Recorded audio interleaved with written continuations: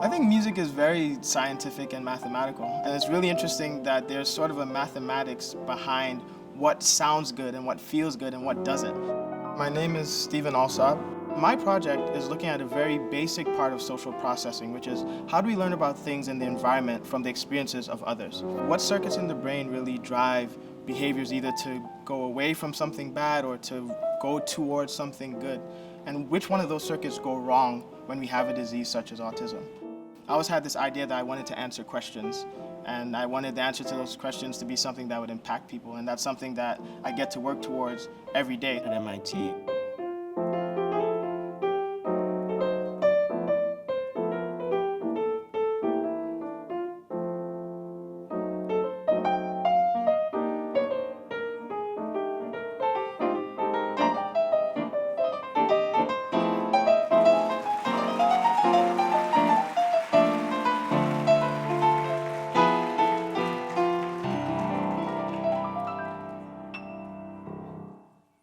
Thank you.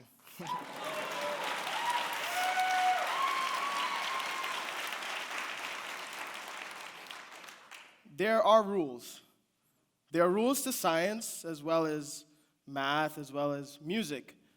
But those rules can be combined in unique and interesting ways. You see, I think it's good if someone is both a scientist as well as an artist. The science gives you order, logic, a methodology for asking and answering questions.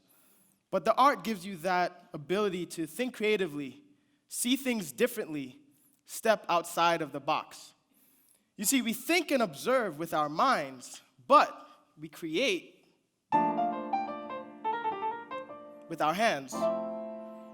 We improvise like jazz.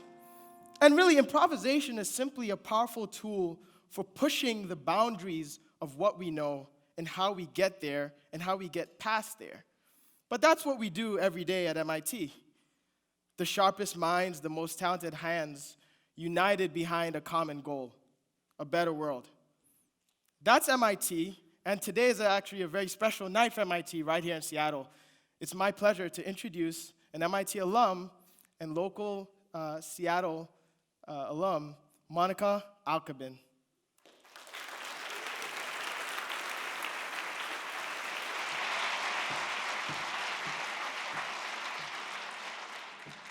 Thank you, Stephen, and thank you for thank you for enjoying us, for playing the music. Good evening, friends, MIT alums, and MIT fans. I'm honored this evening to welcome President Reif and Mrs. Reif to Seattle, along with the whole MIT community, especially since this is National Engineers Week.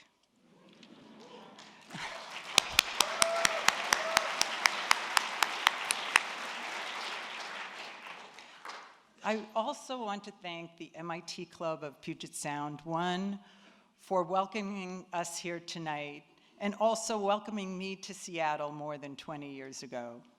I moved here from Washington, D.C., and when I moved here, I didn't know anyone. I knew two people. One of them was an MIT alum. And what you've heard about the Seattle freeze and how hard it is to meet people is true. Especially even for an extrovert like me. So I reached out to the MIT Club of Puget Sound, and they welcomed me with open arms. The friends that I met there became my community. Using the MIT Club of Washington, D.C. as my role model, I presided over the club for 3 years. During that time, I recruited volunteers that to this day are some of my closest friends. We may not see each other often, but when we do, it's like hitting the pause button on a video. We just continue from where we left off. I first became aware of MIT while watching the astronauts landing on the moon, and afterwards seeing an MIT professor being interviewed. That's when I thought, that's where I want to go to school. Little did I know that that was the start of my lifelong relationship with MIT. This June, I will be returning to campus for my 35th reunion. In those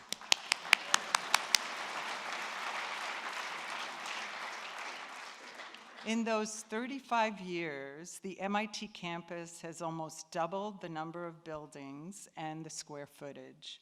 The number of women that register as undergraduates for MIT has increased from 22% to 46%.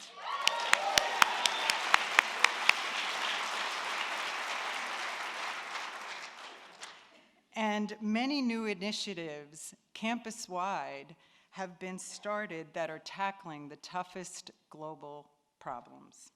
For example, the Institute on the Digital Economy, looking at the future of work in a new digital world, and the Environmental Solutions Initiative looking to solve the problems of climate change.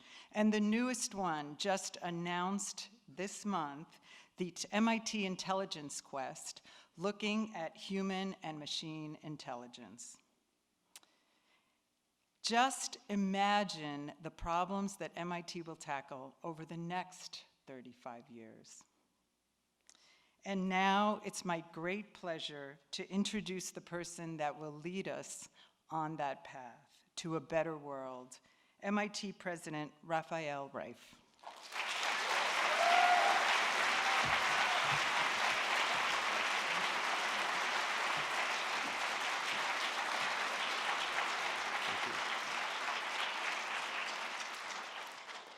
Monica, let me ask you a question. Do you know which group of students have a higher GPA at MIT, the women students or the men students? If I ask the question, you know the answer.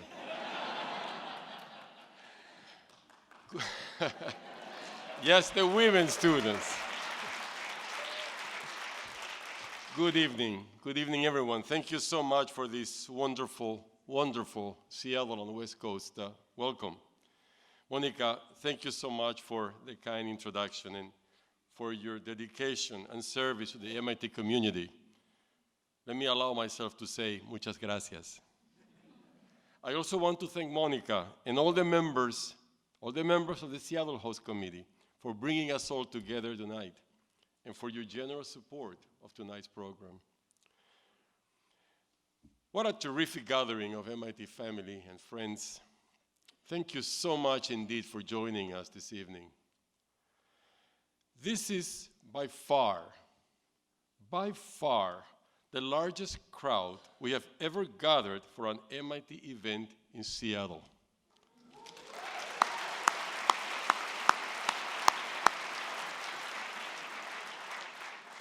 The outstanding attendance tonight clearly shows that you all appreciate a good party, particularly one with great MIT content. And I would like to believe that it also shows that the MIT community is excited to come together and support the MIT campaign for a better world. In this moment of significant stress in our country and the world, I find it especially meaningful to come together with our MIT family here tonight. As Stephen just reminded us, the success of MIT depends on deep creative harmonies. The harmony between science and art, between exploration and making, between analysis and innovation, the harmony between mind and hand, and between mind, hand, and heart. But what inspires me the most is the harmony that unites us, all of us, on campus and around the world in support of MIT's mission. Like any great research university, our mission directs us to advance knowledge and to educate students. And when MIT faculty pursue that part of our mission, they win Nobel Prizes, like the one in physics last October, or like the Turing Award for Sir Tim Berners-Lee last spring.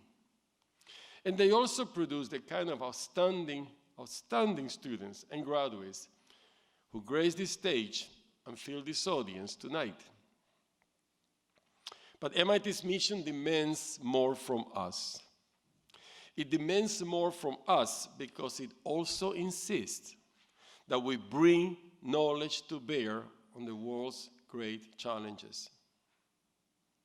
Many of you here tonight are leaders in living out this mission. And today, as humanity faces profound challenges and opportunities, and while our nation faces serious soul searching, I believe that research universities also need to be leaders. Leaders in education, leaders in research, and in particular, leaders in solving problems to make a better nation and to make a better world. And that's why in May 2016, we launched our campaign with exactly this inspiration, a $5 billion effort that we call the MIT Campaign for a Better World. Tonight we'll hear 3 MIT stars share their stories, reflecting the 3 pillars of our campaign: innovation, research, education. First, we will hear from a Sloan professor, internationally famous for his work in financial engineering, who is now developing innovative ways to finance medical research so that the money goes where the science is and not the other way around. Next, a distinguished professor of astronautics who studies Earth from space will explain how her research inspires her to act on behalf of the Earth and its fragile climate. And a recent graduate will describe how his MIT education helped transform his love of baseball into a fascinating job with a certain local baseball team. I wish he chose the Red Sox, but of course, our speakers represent just a small sample of the brilliant minds and hands of MIT. Yet they are a perfect expression of MIT's signature values: excellence, meritocracy, boldness, humility, curiosity, and a passion for difficult problems, and a strong desire to use their exceptional skills to do good for humanity. And if we are to live up to our great mission, they represent exactly the kind of talent we need, and the kind of talent we need to support. Thanks to the kind of talent on display this evening, MIT has been, from its very beginning, a magnificent human machine for inventing the future. With that kind of talent, we can push past the boundaries of human understanding. We make new ways of seeing, and we see new ways of making. We inspire our students, and they inspire us right back. With that kind of talent, we can take on great challenges, and through clear-eyed, hands-on problem solving, we deliver new knowledge, new tools, new industries, new seekers, and new solutions. And we open wild new frontiers. When we bring these superb makers and doers to our campus, when they discover this creative community that embraces them, when they inspire each other to break new ground, and when we give them resources to fuel their ideas, there is just no limit to the good they can do.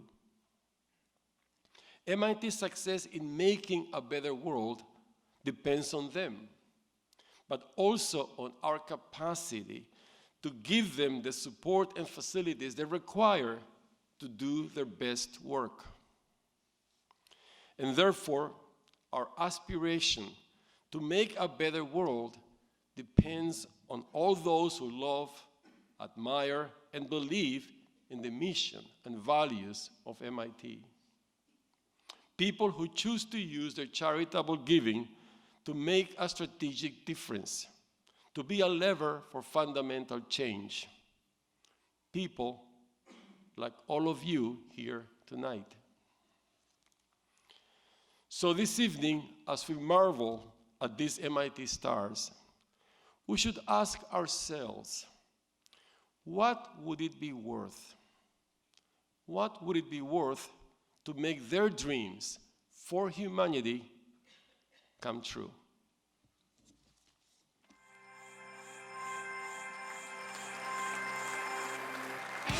You might say that MIT's greatest invention is MIT itself, a non-stop engine inventing the future. GPS, bioengineering, modern linguistics, space exploration, all courtesy of MIT. Now we are rebuilding that engine because the world has changed. At the very moment when humanity's greatest challenges require the boldest innovation possible, support has dwindled for good ideas that seem impossible. Ideas that require longer timelines and deeper investment. It is time for new thinking and new action. Time for faster innovation and more patient capital. Time for universities, industry, startups, and government together to unleash a new era of discovery and economic growth. It is time to innovate innovation. Because innovation makes a better world.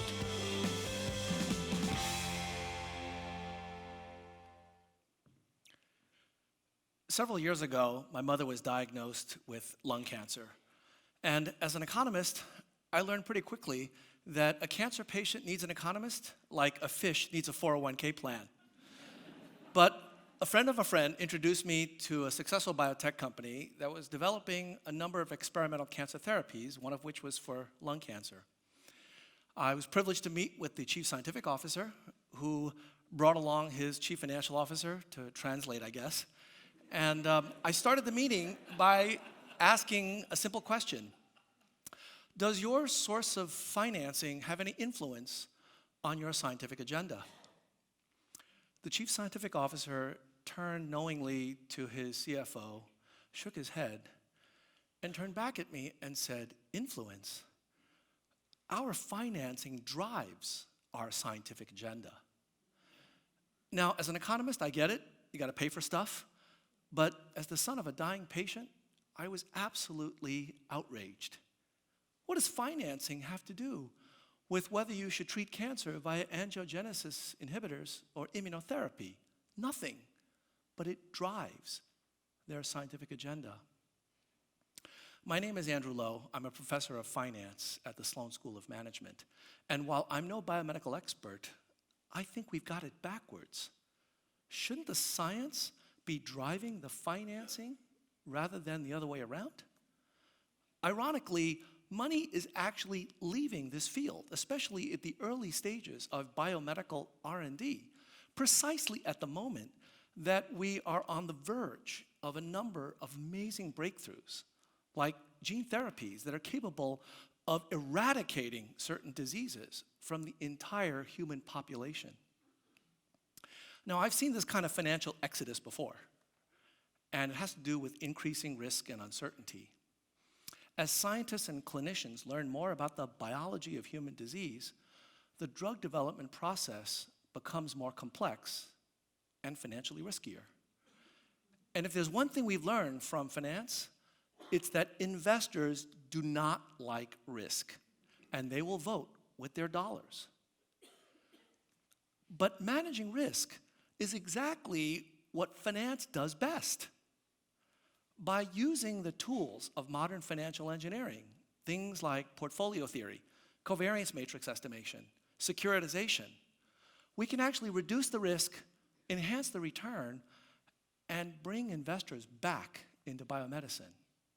Finance does not have to be a zero-sum game if we don't let it. We can actually do well by doing good if we're smart about it.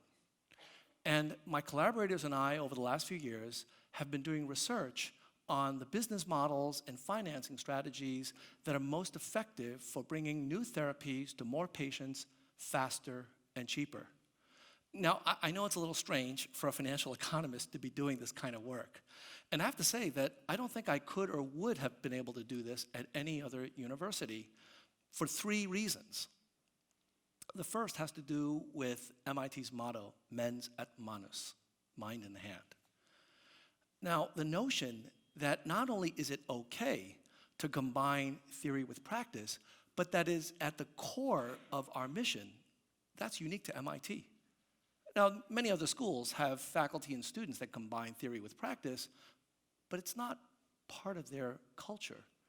At MIT, it's in our water, it's in the air we breathe, and it's infectious. Second, I can think of no better place to combine biomedical and financial innovation than MIT. A few years ago, I came to realize that I could learn almost everything I needed to know about biomedical and financial innovation by talking with MIT faculty named Bob. Bob Merton in the Sloan School, Bob Solo in the economics department, Bob Langer at the Koch Institute, and Bob Weinberg at Whitehead.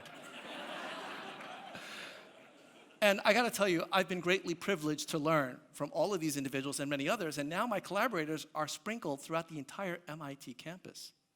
In fact, I'm really excited because this year I'm co-teaching a new course called The Science and Business of Biotechnology with famous cell biologist Harvey Lodish from the Whitehead. In fact, I believe that this course is the first MIT course that's jointly listed between the School of Science, the School of Engineering, and the School of Management. It's pretty cool, right? especially for an economist. But the third and most important aspect of MIT from my perspective is our students. Most of my academic publications are co-authored with students. There's at least actually one of them sitting here in the audience today. And I do this not out of charity, but out of intellectual honesty. My students make such a contribution to my research that it seems only fair that I list their names alongside mine. I know that many of you alums decided to come to MIT for the faculty, but let me let you in on a little secret. Many of us faculty came to MIT because of the extraordinary quality of the students.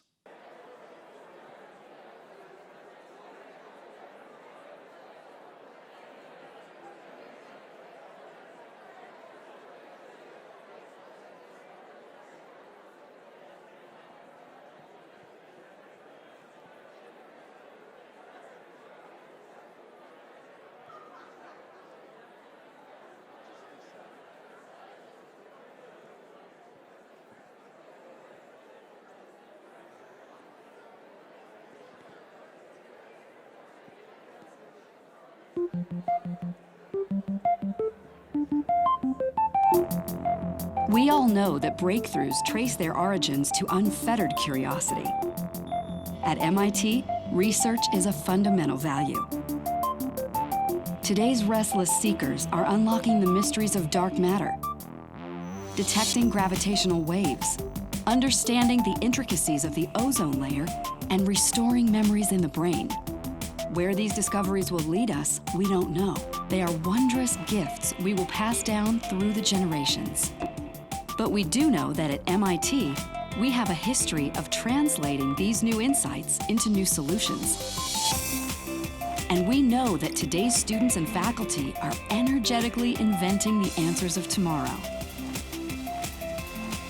Our relentless searching is an investment in our shared future and a better world. Hello, it's great to see everyone. I'm Dava Newman, and I study space to learn more about life here on Earth. In the words of Buckminster Fuller, the goal is to make the world work 100% for humanity in the shortest possible time through spontaneous cooperation without ecological offense or the disadvantage of anyone, end quote. I'd like to show you the Earth's vital signs, temperature since 1880.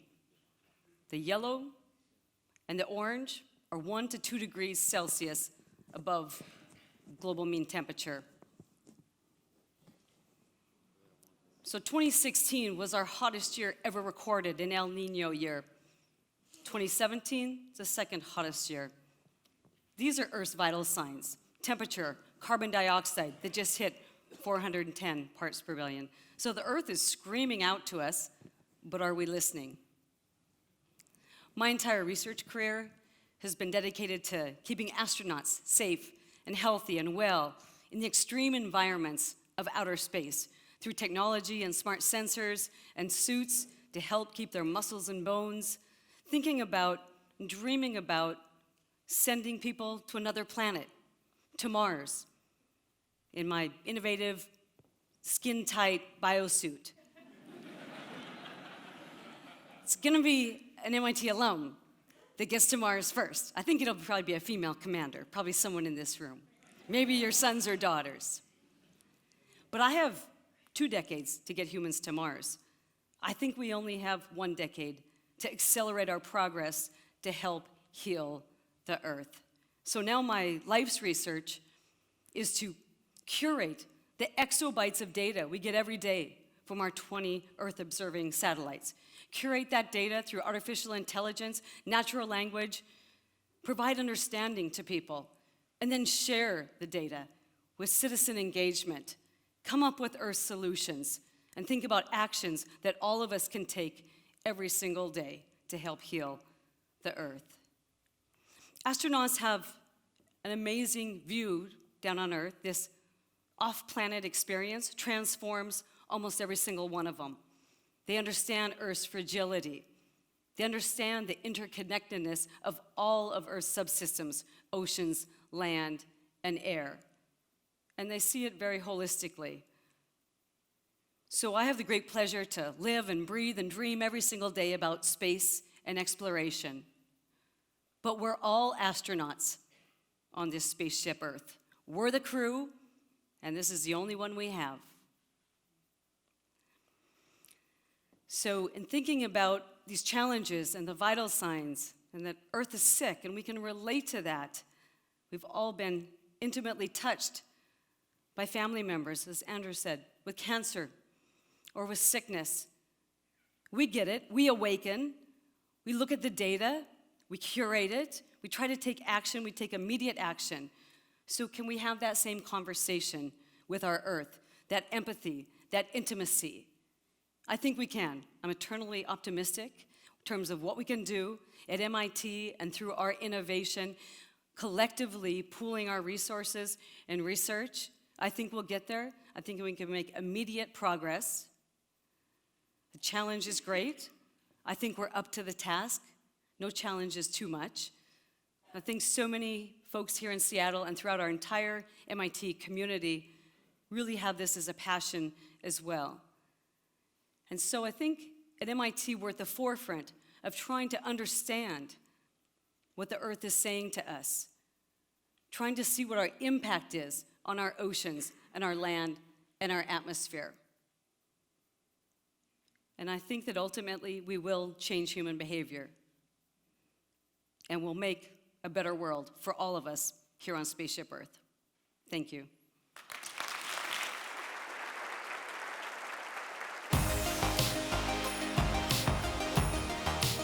When it comes to education, MIT has always challenged the status quo. From pioneering hands-on learning to insisting that undergraduates could do frontline research. From the start, we saw education as an opportunity machine. And through MITx and edX, we now offer the keys to millions around the world. As a community passionate about solving problems, we aim to help solve one of the oldest.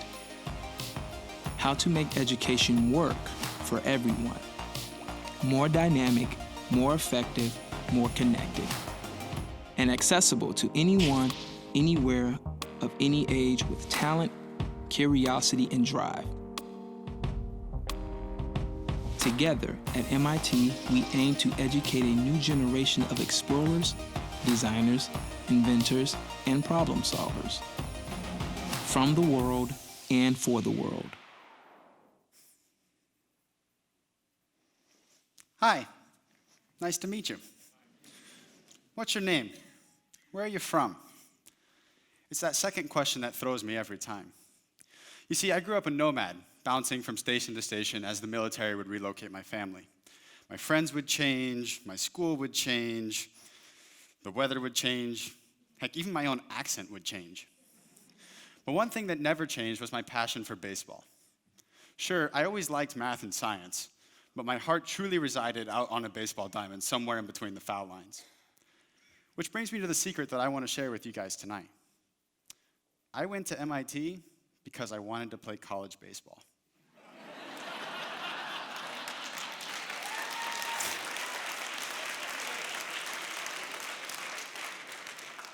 And the MIT baseball experience was everything that I hoped it would be. Every morning, I woke up, I looked out my window in Simmons Hall, and I saw Fran O'Brien Field, or more accurately, I saw the snow that covered Fran O'Brien Field. And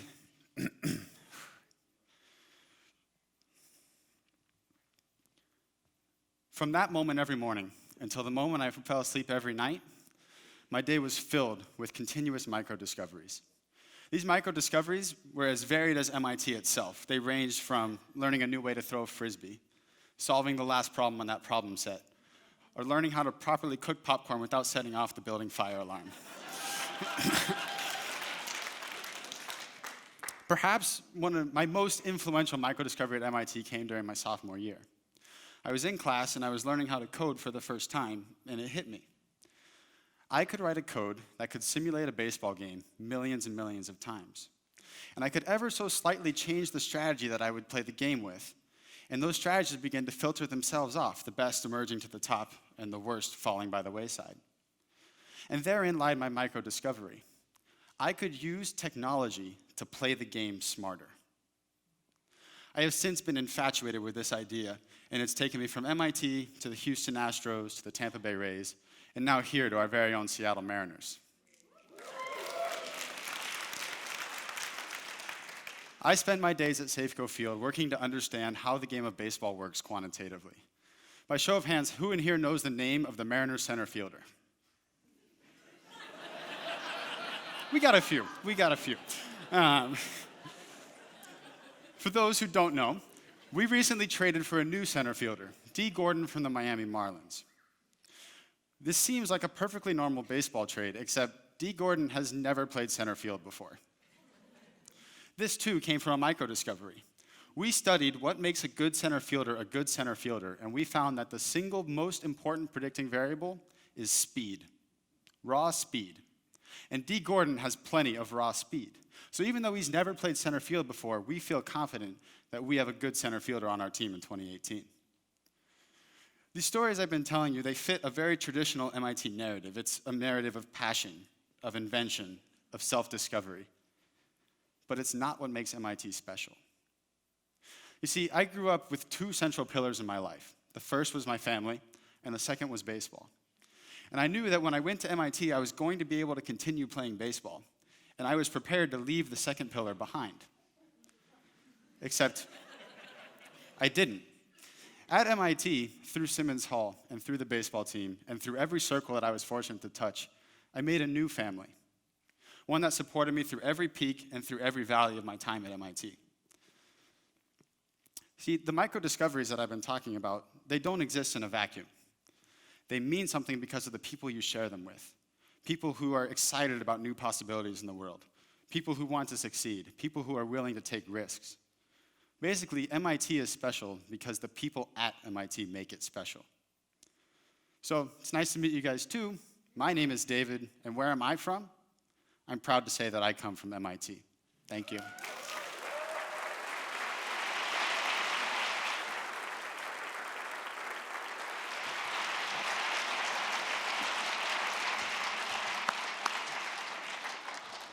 Davis, it is people like you that makes MIT special.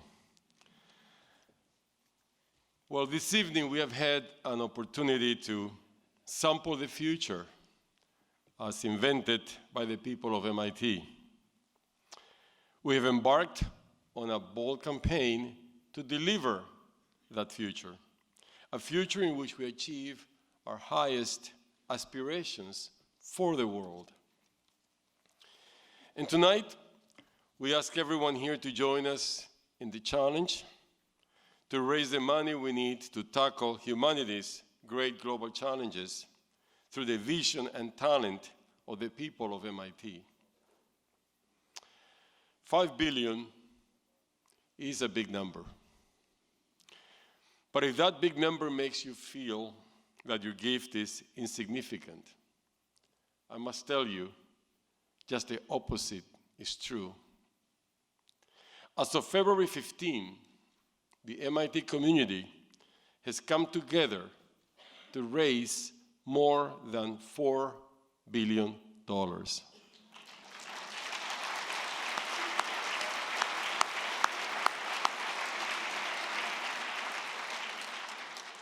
Through more than 91,000 individual gifts.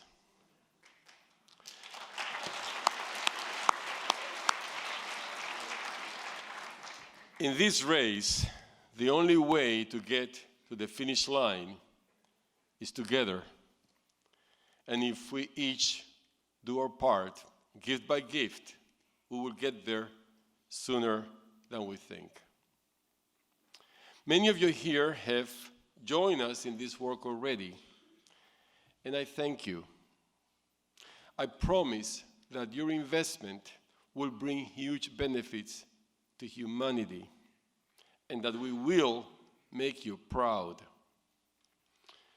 As many of you have told me, your generosity to MIT has a simple inspiration. You know that at MIT, resources deliver results. And you have seen that a gift to MIT is truly a gift to the world.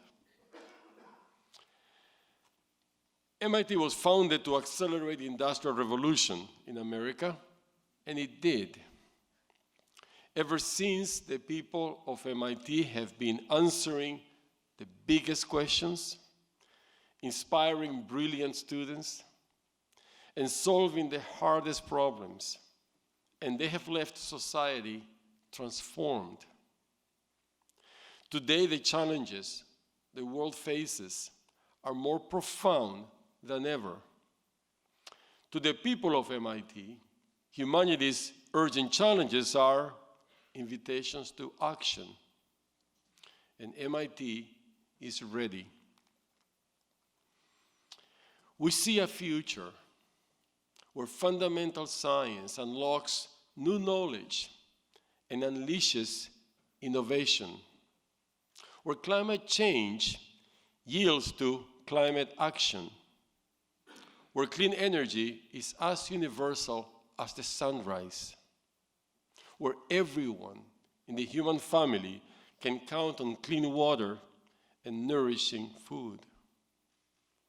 We see a future where smart cities inspire wise communities, where we detect disease before symptoms appear, where a vaccine for HIV is as routine as a tetanus shot, where cancer is reduced to an inconvenience.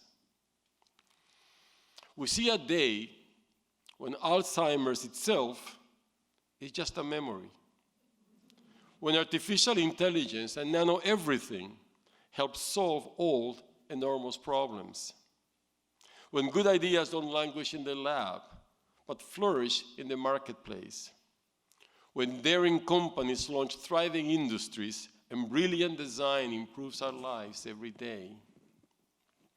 We need to create a world where quality education is radically more accessible and massively more effective, or where we can offer undiscovered talent from anywhere a path to a future of opportunity, and where millions more people have the tools to break free from the trap of poverty and achieve the dignity of a meaningful job. A future where prosperity is measured not in dollars alone, but in the currency of art and culture and the richness of human understanding. What would it be worth to create such a future? What would it be worth to educate the young people who will lead us there? Would it be worth committing ourselves and finding others to join us to make a collective investment of $5 billion? I believe the answer is 5 billion times yes. Because we do see this future, but it will not happen without your help. The success of this campaign, MIT's success in making a better world, depends on the dedication and participation of each of you in this room. We need your excitement. We need your financial investment. We need you to help inspire the whole family of MIT with your example. In short, we invite you to join us in inventing a better future for all. In the face of humanity's great challenges, the optimism, the hope, the inspiration, and the talent of the MIT community are what the world needs right now. So, what are we waiting for? Let's get started.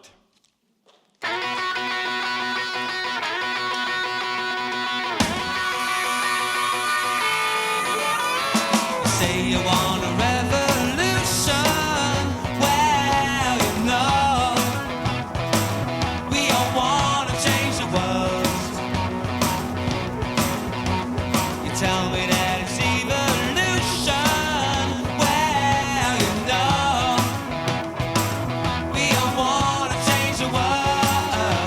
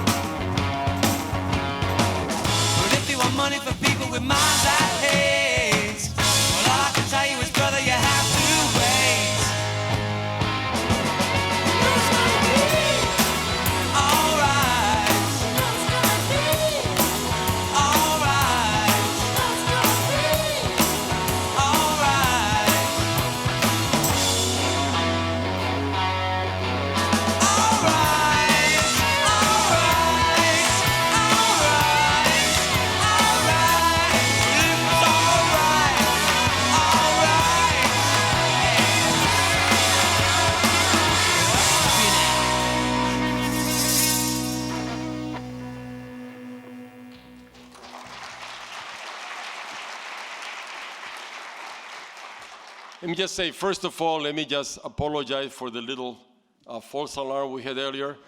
I got very confidential word that what happened was that one of our MIT graduates here felt there was a quiz after the show. Memories. Thank you all for coming this evening. Thank you so much for joining us. If you know people who couldn't make it this evening, please tell them that they missed a great party and that there is plenty of room to join us in this campaign for a better world. Thank you so much for coming. Let's head to the reception now. Thanks again. Thank you.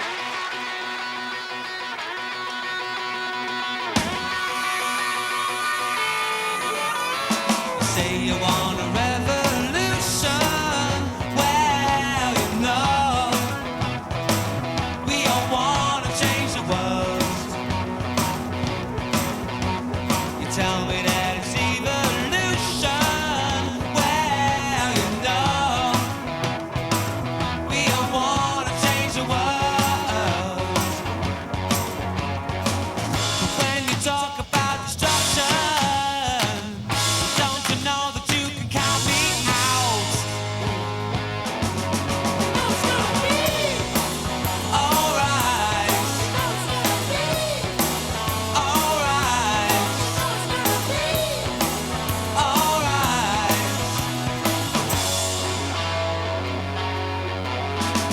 You say you got a real solution. Well, you know, we'd love to see the plan. You asked me for a contribution. Well, you know, we're all doing what we can. But if you want money for people with minds